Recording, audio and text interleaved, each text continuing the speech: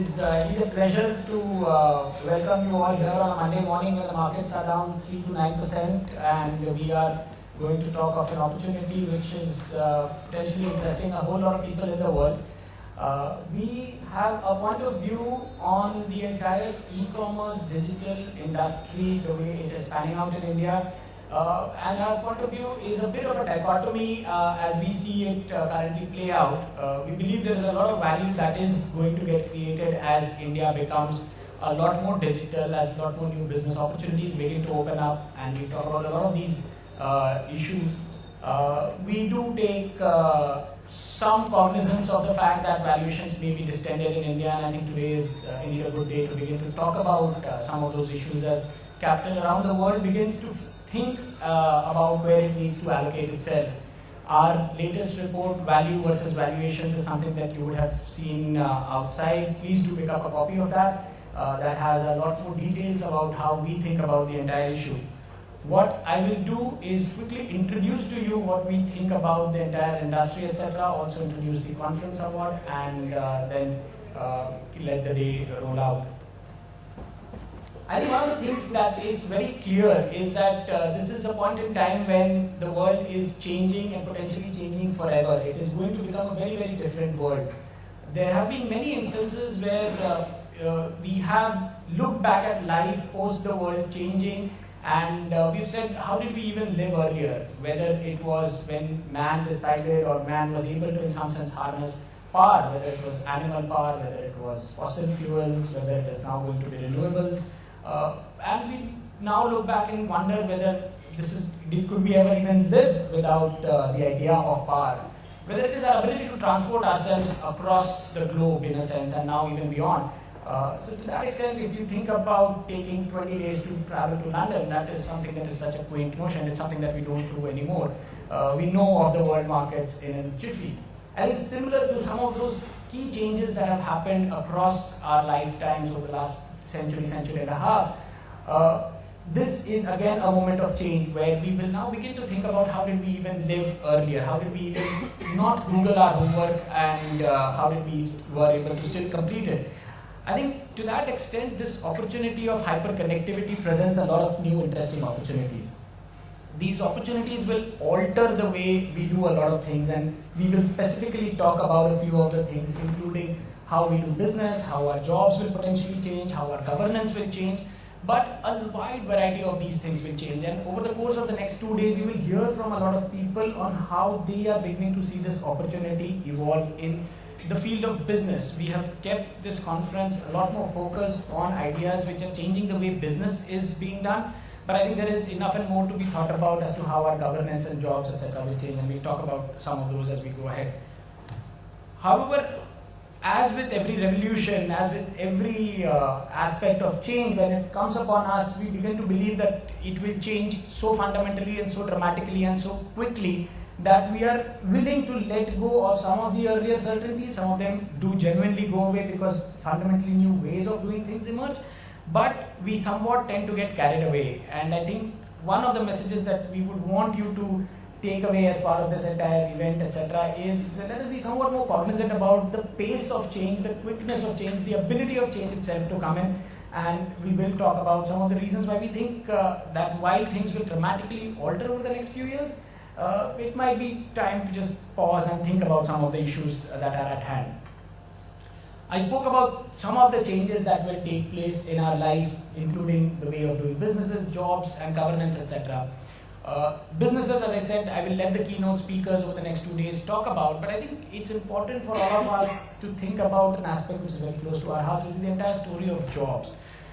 I think one key element of change is this entire element of automation and machine learning that is beginning to come in.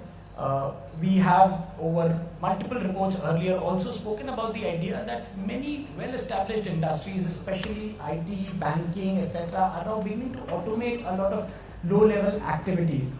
This is something that you will see across many other businesses, but especially these two businesses are important because they have in some sense been the pillar of the middle class growth that has happened in India over the last quarter of a century, a couple of decades at least, etc.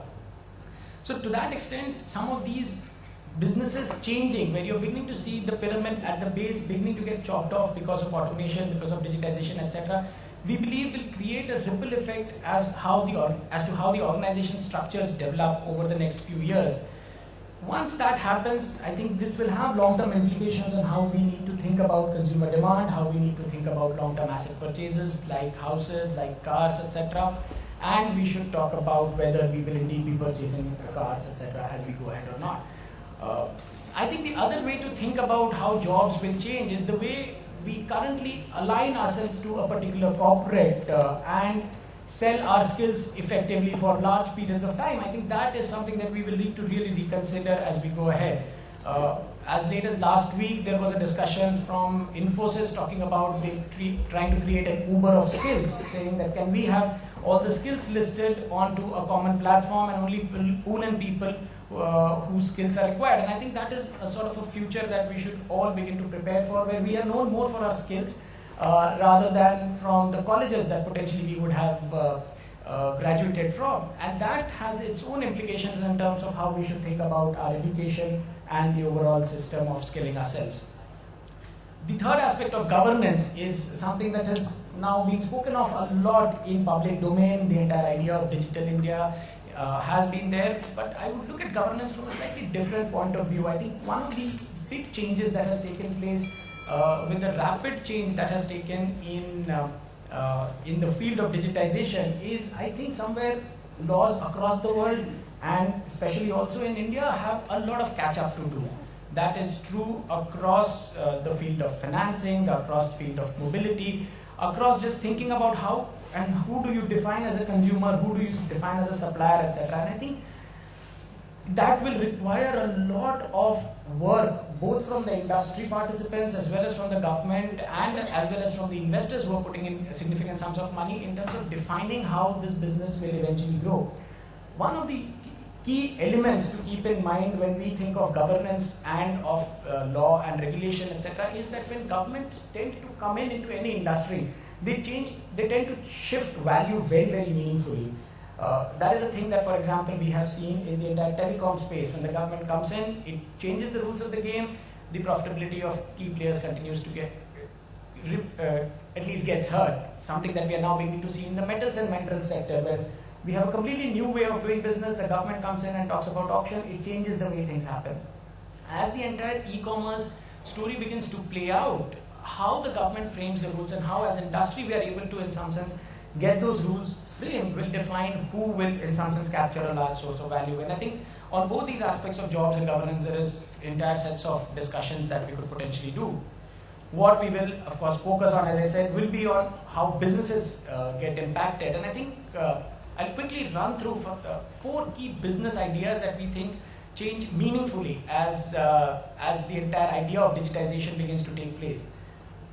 Anybody who is an aggregator today of demand or supply, who is even an intermediary today, is at risk. I think one of the key set of risks that you can potentially see sitting here in the room itself is the idea of an investment banker not being required in the entire e-commerce business space. The companies are directly connected to consumers. I think that in some sense is something that you're seeing in this industry, but across what you're seeing in what a marketplace model talks of is that a platform is the intermediary. If you were an aggregator, you're not necessarily required.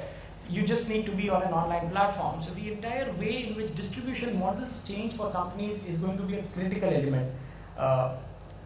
The second point being about many businesses used to bring physically a lot of people together. The idea that we are doing this conference together, the idea that we go to a school together at particular defined points in time, or we go to a retail shop, will continue to become notions somewhat different as we begin to move ahead. Even in terms of education, for example, a lot more online universities will begin to come in. Your ability to do retail at a level where you do not need to have physical contact is something that we have already been enamored with in terms of the market cap, etc., that has been created. Some of these events don't necessarily need to happen where you physically get people along. So I think some of those businesses will meaningfully change. I think what I find most interesting is the third one, which is the idea that many commission-oriented businesses used to provide their employees very specific revenue targets, and on the basis of that they would go out and seek sales. that has created a large number of industries, including in some sense financial product distribution, where you give out your wealth managers amounts of money, you give them a fixed salary and expect them to earn 2, 5, 7x of what they can potentially earn as revenue for them to justify their salaries.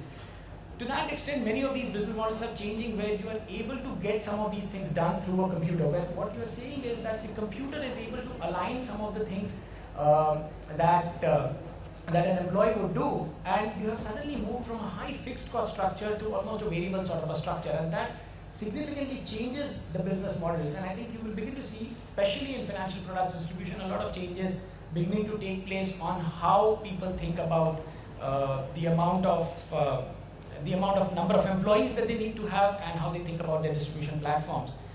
That is something that I think you will hear a lot from the many financial services providers that have come over the next 2 days here. And I think finally, these advisory businesses where human judgment and skill is required, where you did not have a lot of data earlier, I think that will meaningfully change. We are beginning to see signs of that happen in the insurance space, etc., across the world, where you're beginning to see a lot more data points emerge, whether it is with respect to your ability to drive, whether it is your heartbeats, the amount of exercises that you do. I think some of those things will meaningfully change. And again, I think from a financial services point of view, this is an important element of change that we should keep an eye out on. We list down 6 different types of businesses, and you will hear from a lot of promoters in many of these sectors who will come and present over the next 2 to 3 days, whether it is in delivery, warehousing, payments, financial products distribution, delivery of credit, and mobility. Across most of these businesses, business models are meaningfully beginning to change.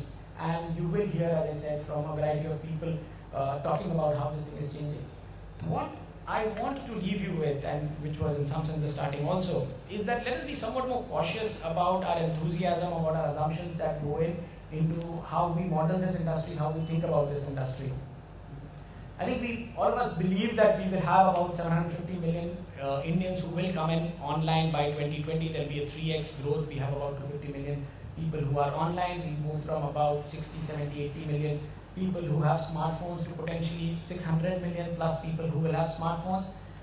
I think we should pause to think whether the quality of the phones that we are talking of as smart will genuinely be as smart as the sort of analytics that some of these companies expect these phones to perform. I think there is a lot of ground for India to cover for Indians to have the quality of smartphones that can take 12, 15, even 20 apps on them. There is a significant dearth in the quality of the hardware that the consumers have, as well as the quality of the telecom network that connects to them. And I think we should be somewhat more cognizant about saying whether this is something that is a slam dunk and it's a given that as more people begin to come online, they will continue to shop meaningfully. The other notion that we seem to have is India's story in the e-commerce space is nothing but the China story played with a 7-year lag. I think again, there are aspects of per capita income, our ability to shop online, our willingness to shop online is something that is very important. One key number, if you were to remember and to think about, is the 300 million Chinese who are online and shopping today shop about $1,000 per capita on an average. The 40 million Indians who are online today and shop shop less than about $150 today. So there is a huge gap to catch up between the $40 million people online and 300 million people who will be online and the $150 going to $1,000. I think there is a lot of expectations that have been built into business models. It may just help for us to be somewhat more cautious. I think the other big aspect around which business models are being built is the entire idea of first-degree price discrimination, of saying that once we have the consumers' information and data with us, then we will be able to slice and dice the consumer so well that we will be able to offer a very specific price to the consumer such that it maximizes profits for the various platforms that are beginning to offer services and products online.